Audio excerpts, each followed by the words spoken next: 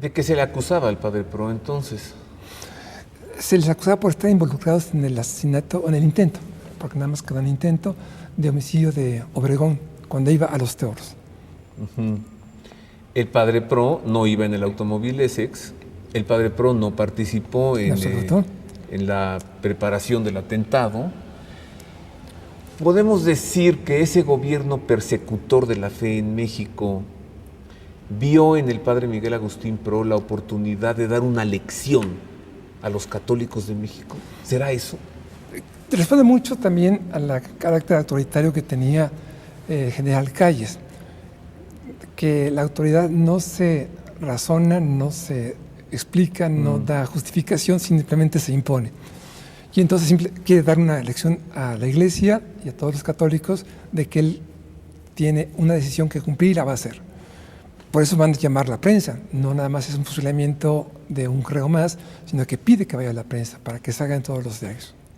¿Cuánto tiempo estuvo el padre Miguel Agustín detenido en los separos de la policía, donde por cierto ahora está el edificio de la Lotería Nacional, sí?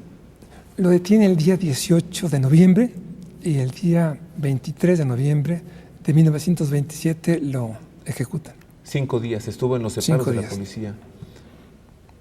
Agustín Lara estuvo allí. Coincidentemente. Sí. Coincidentemente. El gran compositor Agustín Lara había sido apresado porque estaba en la celebración de una misa. Las iglesias estaban cerradas, el gobierno tenía prohibido celebrar misa.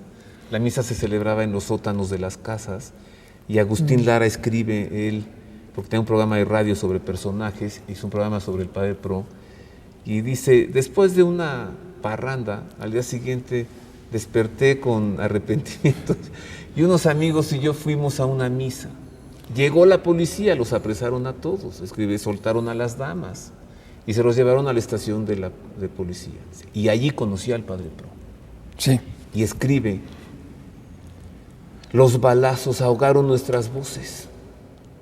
Él escuchó cómo ejecutaban al padre Pro. Y escribe también, hay unas ratas que son del tamaño de conejos. Y dice, oiga usted, eso es horrible. Habrá habido mucho frío. El padre Pro tenía un cobertor. Le llevan un cobertor para taparse en la noche, pero el obrero que está ahí también encarcelado con él tiene pulmonía y entonces lo quita para que se pueda cubrir él. Entonces lo fusilan con el zarape que tenía el padre Pro, que se le había dado para cubrirse del frío, tirado. Él murió entonces el 23 de noviembre y es la fecha de su memoria litúrgica. Sí. Pues estaba cerca el invierno. Sí, ya eran días fríos. Vamos a conocer algo del contexto, del marco histórico en el que se desarrollaron estos acontecimientos. No fue algo aislado. México estaba convulsionado por una persecución a su fe, el llamado conflicto cristero. Vamos a conocer algo de esa historia terrible, obscura, de México perseguido en su fe.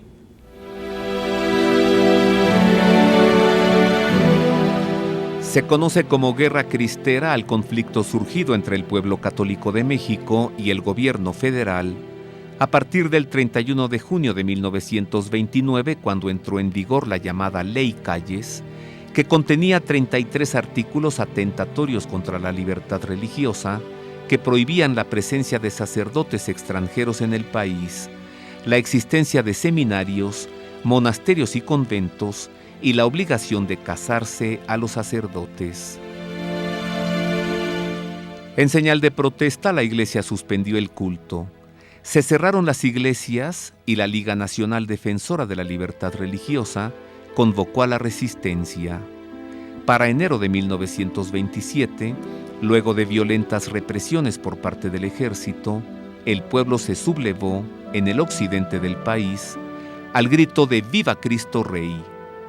Algunos sacerdotes se unieron a las revueltas, pero la mayoría optó por la resistencia pacífica. El conflicto cristero costó a la nación más de 250,000 muertos en un país de 18 millones de habitantes que venía de sufrir 10 años de revolución. En 1929, la cercanía de las elecciones presidenciales dio lugar a la coyuntura política que detuvo el conflicto.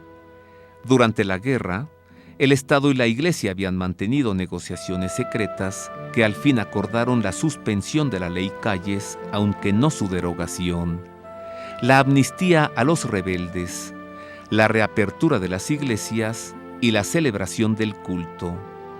Pero al final, una vez depuestas las armas, los cristeros inermes y sus familias fueron sistemáticamente aniquilados por las fuerzas gubernamentales. Eso sucedía en México, cuando murió el padre Pro. Ahora, los levantamientos cristeros ocurrieron principalmente en los altos de Jalisco, en una parte de Michoacán y en una parte de Aguascalientes. El padre Pro murió en la Ciudad de México, mártir en la Ciudad de México, pero claro, el gobierno federal era el gobierno persecutor de la fe. Querían un mártir en la Ciudad de México, en el centro de la República, y este mártir lo encontraron en el padre Pro. Claro, bueno, mártir, querían matar a un sacerdote, padre, porque posiblemente ni Calles ni Obregón recordaban la expresión del historiador Justiniano, que dice: la sangre de los mártires es fermento de cristianos. La fe creció en México a partir de la sangre del padre Pro. Hago una pausa, regreso para continuar con más de esta historia, mostrarle a usted el lugar en el que estamos, la iglesia de la Sagrada Familia, mostrarle la urna de plata que contiene los restos reliquia del padre Pro, platicar más de su martirio y claro, sobre la causa de canonización. Una pausa y vuelvo con esto y con más.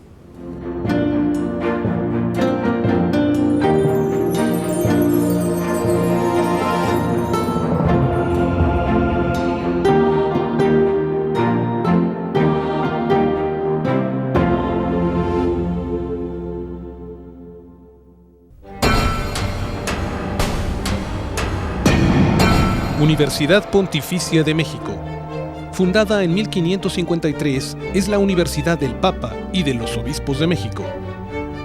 Licenciaturas en Teología, Filosofía, Derecho Canónico, Derecho Civil y Ciencias Religiosas. Diplomados en Espiritualidad y Mística, Teología, Filosofía, Latín, Hebreo, Griego, Antiguo y Nuevo Testamento, Liturgia y Religiones del Mundo. Taller para grupos litúrgico-musicales. Informes en www.pontificia.edu.mx o al 5573 0600.